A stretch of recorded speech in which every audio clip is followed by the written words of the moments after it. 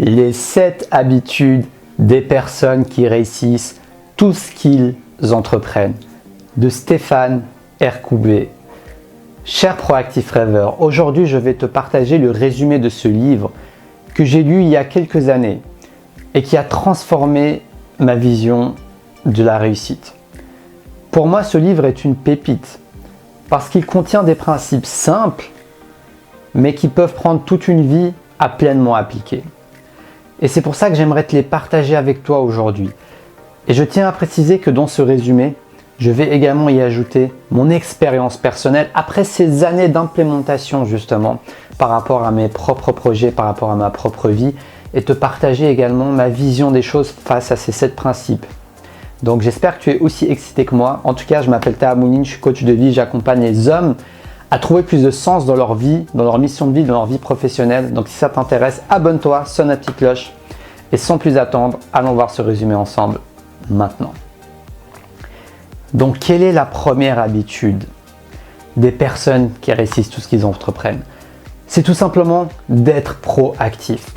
Que veut dire être proactif? Être proactif, c'est se focaliser sur les portes qui s'ouvrent plutôt que de regarder les portes qui se ferment.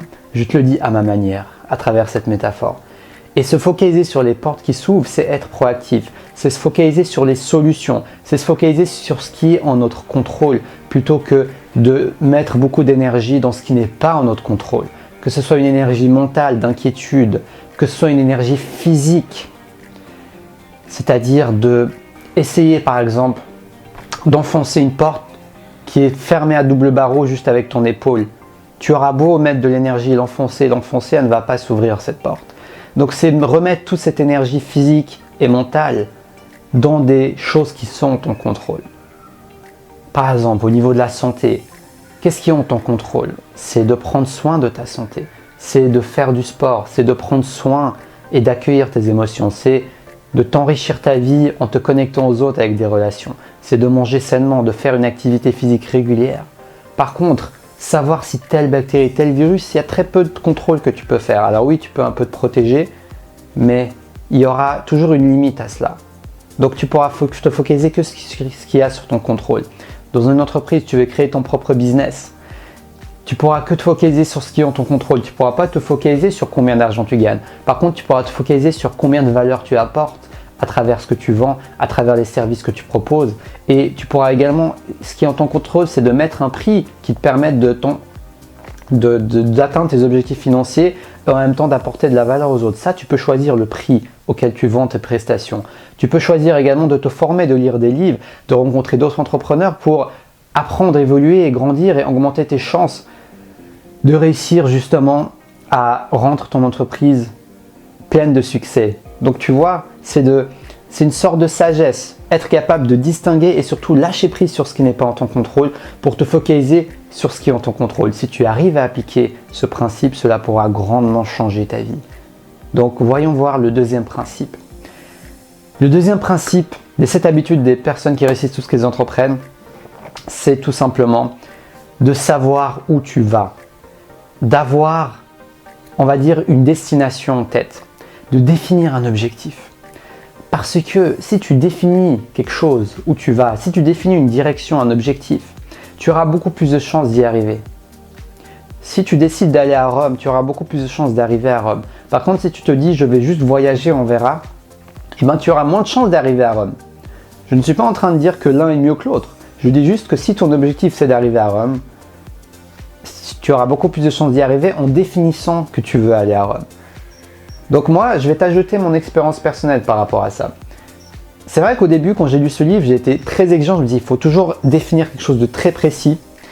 Et puis maintenant, ça, c'est pas forcément tiré du livre, mais je vais te partager mon expérience. C'est qu'en fait, oui, définis une destination. Mais par contre, aie une certaine flexibilité aussi. Par exemple, au lieu de définir d'aller à Rome, c'est déjà bien si tu définis d'aller en Italie.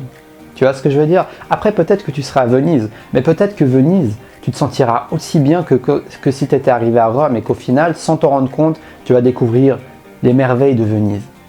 Tu vois, c'est ces deux états d'esprit, deux possibilités. Tout n'est pas blanc ou noir dans la vie. Donc moi, dans mon expérience, j'utilise parfois toujours des objectifs très précis, genre choisis Un jour, j'aimerais vivre par exemple à Lisbonne, ça c'est un de mes objectifs. Et donc c'est une ville très précise. Mais dans d'autres domaines de ma vie, parfois je reste un peu plus global, je laisse une ouverture pour que l'univers puisse me dire « Ok, peut-être que ça ne sera pas exactement comme tu l'as imaginé dans ta tête, mais ça sera de cette manière. » Donc ça c'est mon ajout personnel, je vais en revenir par rapport au livre. Donc c'est de définir un objectif, de définir une destination, de prendre le temps d'introspecter pour te demander qu'est-ce qui te plaît, qu'est-ce qui te passionne, qu'est-ce qui te fait vibrer. Et d'investir ce temps et d'écrire, d'explorer pour découvrir ce qui te plaît, pour découvrir une vision, d'écrire et définir ta vision. Tu peux également utiliser la visualisation pour visualiser ta vision, imaginer comment tu te sens si tu arrives à atteindre ton objectif, avec qui tu es, qu'est-ce que tu fais dans ton quotidien, avec qui tu es entouré, combien d'argent tu gagnes, quel est ton style de vie, etc., etc. Plus tu vas visualiser ça, écrire ça, imaginer ça, lire ça, définir tous ces objectifs, et plus ton esprit, ton inconscient va avoir une direction où aller et va commencer à percevoir et se focaliser sur les moyens d'arriver à ta vision parce que c'est comme un missile qui a targeté sa cible, qui a ciblé sa destination. Le missile va suivre sa cible. Donc c'est vraiment ça ce principe. Il n'est pas très compliqué, mais ça demande un investissement personnel pour écrire, définir, se connecter à soi-même, expérimenter et régulièrement se remémorer d'une manière ou d'une autre notre destination. Donc c'était le deuxième principe, sache où tu vas. Le troisième principe que je trouve très excitant également, c'est définis tes priorités et respecte-les. Respecte tes priorités. J'ai trouvé ça c'était un des chapitres que j'ai trouvé vraiment super inspirant dans ce livre parce que je me souviens très bien qu'il disait que on confond souvent ce qui est prioritaire et ce qui est urgent. Et le piège, c'est de faire ce qui est urgent et de négliger ce qui est prioritaire. Et il a même mis des catégories, des choses qui sont prioritaires et non urgentes. Il y a des choses qui sont prioritaires et urgentes. Il y a des choses qui ne sont pas prioritaires et qui ne sont pas urgentes. Et il y a des choses qui sont urgentes mais pas prioritaires. Alors je vais te donner quelques exemples comme ça.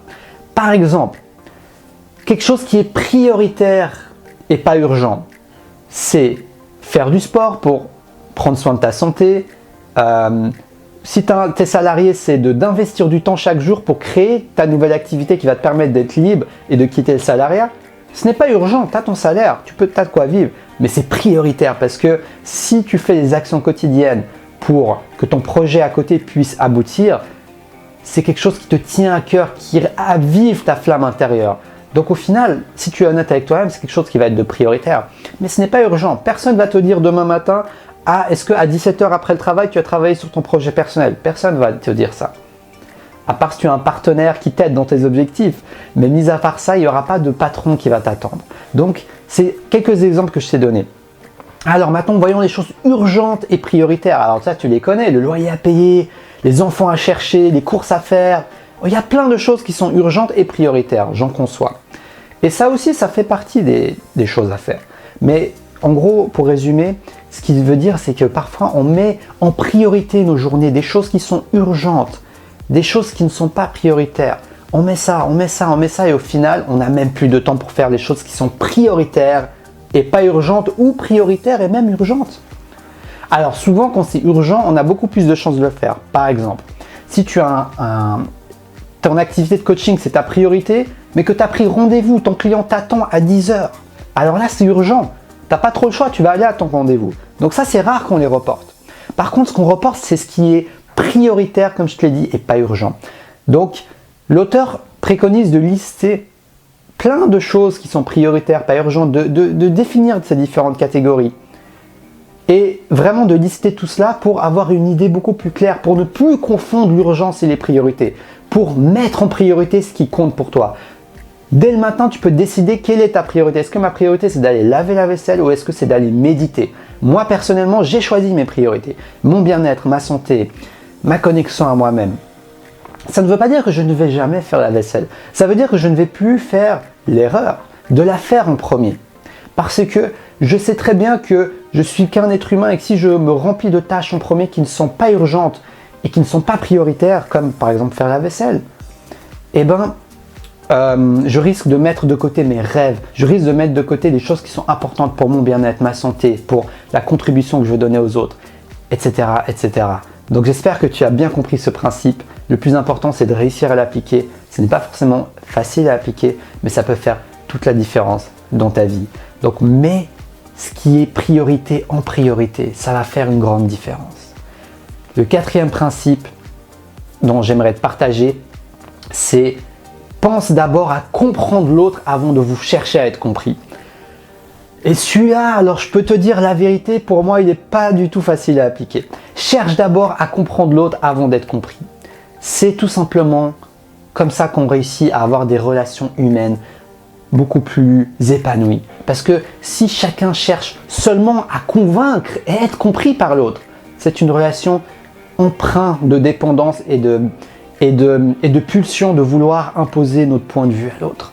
Par contre, si notre relation est sincèrement motivée, et c'est là la difficulté pour l'appliquer dans notre vie sur le long terme, sincèrement motivée par le fait d'écouter et de comprendre l'autre, et puis ensuite, bien sûr, avoir un espace pour soi-même, partager notre point de vue, pour soi-même, exprimer ce que nous avons exprimé. Mais n'oublie pas que pour une relation humaine réussite, tu auras beaucoup plus de chances que la personne s'ouvre à toi, que la personne même te rende des services, que la personne puisse se connecter avec toi. Si tu prends le temps de te connecter avec elle et si tu prends le temps de l'écouter, si tu prends le temps de valider ce qu'elle dit, de valider ce qu'elle ressent, de vraiment que cette personne se sente pleinement écoutée. Alors là, je peux te dire que si tu arrives à appliquer ce conseil, tes relations professionnelles, tes relations privées et sociales vont grandement s'améliorer. Alors il est simple en principe, mais il demande une certaine stabilité émotionnelle et une certaine empathie pour soi-même pour pouvoir en donner à l'autre. Donc vraiment, ça peut être très puissant. Cinquième principe, créer de la synergie, ou plutôt utiliser l'énergie de synergie. Alors, l'énergie de synergie, c'est tout simplement de pouvoir multiplier les efforts communs que tu as avec les autres. C'est-à-dire de pouvoir t'unir avec les autres, de pouvoir utiliser non pas un cerveau, non pas une idée, mais toute une collaboration. Et il donnait, je trouve que cette manière dont il a dit dans le livre, c'est très simple. 1 plus 1 égale 2. Okay, si tu t'unis à quelqu'un d'autre, ça peut faire 2. Par contre, quand tu utilises le pouvoir de la synergie, en fait, ça se multiplie. C'est peut-être pas le bon exemple, 1 plus 1, mais par exemple 3 plus 3, ça fait 6. Par contre, quand tu utilises le pouvoir de l'énergie, tout est décuplé. 3 fois 3, ça fait 9. Fois 3, tu peux continuer à multiplier ça à l'infini. C'est ça le pouvoir de la synergie. C'est qu'en fait, ça démultiplie les résultats que tu aurais pu avoir si tu n'étais que utiliser tes propres idées, si tu n'avais pas utilisé le pouvoir créateur des autres en fait. C'est d'unir le pouvoir créateur que tu as et de celui des autres. C'est d'unir tous ces pouvoirs pour donner un résultat encore plus grandiose. C'est d'oser collaborer, d'oser créer des réseaux, créer des pouvoirs de collaboration, des systèmes qui permettent à chacun d'avoir l'espace d'exprimer ses idées et de pouvoir fusionner les bonnes idées et que chacun puisse y mettre sa part de contribution dans le projet et que ça donne un projet qui est juste incroyable et qu'on n'aurait jamais eu à 1 ou 2 personnes. C'est ça l'effet de groupe, c'est ça l'effet de collaboration, c'est ça l'effet de l'union. Alors ça demande bien sûr des développements de leadership, de manager un groupe et bien sûr de respecter le principe précédent qui est d'abord d'écouter l'autre, de chercher à comprendre l'autre avant de chercher à être compris. Mais si tu réussis à utiliser le pouvoir de la synergie, de créer un groupe de personnes qui sont dans le même état d'esprit que toi, et que tu peux mettre ça au cœur d'un projet, d'une association, de quoi que ce soit, ça pourra donner un résultat qui est démultiplié par 10, par 100, par 1000, parce qu'il n'y a aucune limite quand nous unissons nos forces. C'est comme ça que je peux te résumer ce principe. Le prochain principe, normalement il était avant, mais c'est pas grave, je t'ai dit dans un autre ordre, c'est de penser gagnant-gagnant, agir gagnant-gagnant. Agir gagnant-gagnant, c'est vraiment simple à comprendre, mais pas facile à appliquer. Parce que souvent, on va vouloir... Ce qui est très commun, c'est de vouloir gagner et qu'on s'en fiche de l'autre, que l'autre perde. Par exemple, de se dire, ok, moi j'aimerais vendre mon produit, mais que mon client, je ne veux pas forcément que mon client soit gagnant. Je te donne un exemple, de vendre un produit qui nuit à la santé de mon client. Alors moi je suis gagnant, je gagne de l'argent. J'ai mon business qui tourne. Par contre, mes clients, même s'ils ne s'en rendent pas compte sur le court terme, comme par exemple les fast-foods. Je ne suis pas en train de les juger, de les pointer du doigt, c'est juste un exemple, mais par exemple les fast-foods ou les médicaments, etc. Et bien sur le long terme, les clients de ces personnes sont perdants, donc c'est un rapport gagnant-perdant. Et le rapport gagnant-perdant sur le court terme, ça peut rapporter, mais déjà rien que d'un point de vue émotionnel pour la personne qui est gagnante, sur le long terme, je ne pense pas que la personne peut se sentir très bien. Et même sur le moyen terme, la personne peut perdre, parce qu'au bout d'un moment, quand les gens prennent conscience, quand les gens se rendent compte d'à quel point ils sont perdants, eh ben, ils n'auront plus envie d'acheter chez ton entreprise, par exemple. Donc, sur le long terme, tu peux être perdant. Alors après, il y a aussi le perdant-gagnant, c'est-à-dire les personnes qui se délaissent. Et j'en fais partie, et je travaille sur cet aspect, je me suis amélioré. C'est-à-dire qu'on va tout donner, on va donner à l'autre, on va lui donner, mais on va s'oublier. On ne va pas prendre le temps de vendre ses prestations pour pouvoir payer ses factures. On ne va pas prendre le temps de penser à soi pour se reposer. On va tout donner à l'autre, vouloir aider, et on finit par un rapport perdant-gagnant. Donc ne tombe pas dans ces deux extrêmes. Et le rapport perdant-perdant, ah bah oui, c'est purée, cette personne m'a fait un sale coup, je vais me venger et détruire sa vie. La personne t'a fait un sale coup, ta vie, t'as quelque chose de négatif dans ta vie, donc pour te venger, tu fais ça à l'autre. Les exemples des guerres, la personne commence une guerre parce qu'il y a un problème, machin truc, une bidule, une frustration, l'autre personne riposte, nous aussi on va leur faire la guerre et ça crée des guerres. Et bien ça, c'est deux exemples concrets des rapports perdant-perdant. Donc comment arriver à des rapports gagnant-gagnant? C'est d'utiliser notre créativité pour avoir des nouvelles solutions. Au lieu de se dire « Ah, il n'y a que soit moi qui gagne ou soit l'autre qui gagne, il n'y a que moi qui gagne et que l'autre qui perd, etc. » C'est de se dire « En fait, c'est possible qu'on soit tous les deux gagnants. C'est possible de penser à une troisième alternative où on est les deux gagnants. » D'utiliser notre créativité pour avoir une dernière alternative dans laquelle on sera gagnant-gagnant. Et si tu prends le temps de faire ça, c'est ça que j'ai trouvé que ça merveilleux dans ce livre, c'est que si tu prends le temps de faire ça, tu penses à des nouvelles solutions qui sont gagnant-gagnant. Donc vraiment pense à ça. Et aussi être gagnant-gagnant, c'est aussi de se dire, travailler sur son estime de soi, de se dire oui, je suis valeureux, l'autre me veut du bien, ne pas se dire inconsciemment que l'autre me veut du mal et veut me nuire. Donc le travail thérapeutique et émotionnel va beaucoup t'aider à appliquer ce conseil gagnant-gagnant. Et pour finir, c'est tout simplement de développer tes facultés, de travailler sur toi-même. C'est la 7e habitude. C'est tout simplement de travailler sur les différents aspects de ta vie.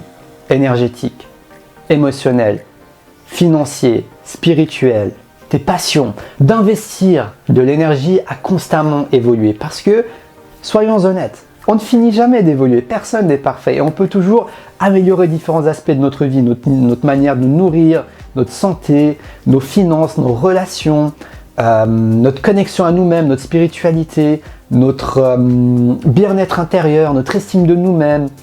Voilà, et toutes ces petites choses, c'est tout simplement des plantes que tu arroses avec les habitudes au quotidien que tu prends. Donc, demande-toi quelles sont les habitudes au quotidien et quelles plantes tu arroses avec ces habitudes. Est-ce que tu arroses les plantes qui, dans 1 mois, dans 3 mois, dans 6 mois, dans 1 an, dans 5 ans, vont donner des jardins merveilleux dans lesquels tu pourras te promener et inspirer l'air frais de la nature? Si c'est le cas et que tu investis dans les différents domaines de ta vie, c'est la 7e habitude précieuse. Ne pas juste investir dans tout ce qui est pratique, mais également investir dans ce qui est moins tangible. Méditer, ça a un côté pratique, tu gères mieux tes émotions, mais c'est pas en méditant que tu vas avoir 10 000 francs dans ton compte en banque, 10 000 euros dans ton compte en banque. Donc c'est aussi prendre le temps d'investir dans des choses moins tangibles, dans tes relations de couple également, te former, travailler sur toi-même pour pouvoir vivre plus en harmonie, plus en heureux avec ta famille, avec le couple, avec tes amis, et tout simplement aussi travailler le côté contribution. Par exemple, si tu sens que dans ta vie, tu ne contribues pas de la manière authentique dont tu as envie de contribuer, de prendre le temps de trouver quelle est la manière authentique, quelle est ma mission de vie, la manière qui m'épanouit et qui me permet le plus de contribuer aux autres et à la société. Donc c'est tous ces aspects de développement personnel, de développement spirituel, de développement de toi-même. C'est la fameuse 7e habitude de Stéphane R. Courvey dans son fameux livre que j'ai trouvé passionnant. Les 7 habitudes des personnes qui réussissent tout ce qu'ils entreprennent. Donc j'espère que ce résumé t'a plu. J'espère que mon énergie était communicative. En tout cas, j'ai eu un véritable plaisir à te partager cela. Si cette vidéo t'a plu, n'hésite pas à la partager avec tes amis. Ces 7 principes pourraient changer leur vie. Donc n'hésite pas, abonne-toi, like pour recevoir mes nouvelles vidéos. Je te partage des vidéos où je t'inspire à te connecter à ta flamme intérieure et à la partager avec les autres. Donc si tu es un homme et que tu n'es pas épanoui dans ta vie professionnelle, que tu sens que ta vie professionnelle ou ton entreprise n'a plus de sens, tu n'as plus cette contribution, tu n'as plus tu n'es plus connecté à ce qui te passionne, n'hésite pas à me contacter, je pourrais t'accompagner pour oser faire le pas et aller vers quelque chose qui a plus de sens pour toi. Donc j'offre une séance de coaching, tu peux me contacter via Facebook ou via YouTube et je te donnerai mon email pour que tu puisses me contacter. Je te laisse également en dessous de la vidéo un petit lien où tu pourras recevoir une newsletter où tu pourras recevoir mes nouveaux articles de citations inspirantes exclusives dans ta boîte mail. C'est aussi en bas de la vidéo. Je te remercie, like, partage, abonne-toi sur Destination Soi-même, la chaîne qui t'accompagne à te connecter à ta flamme intérieure et à partager avec les autres. Sur ce, je te souhaite une belle fin de journée. Ciao, ciao.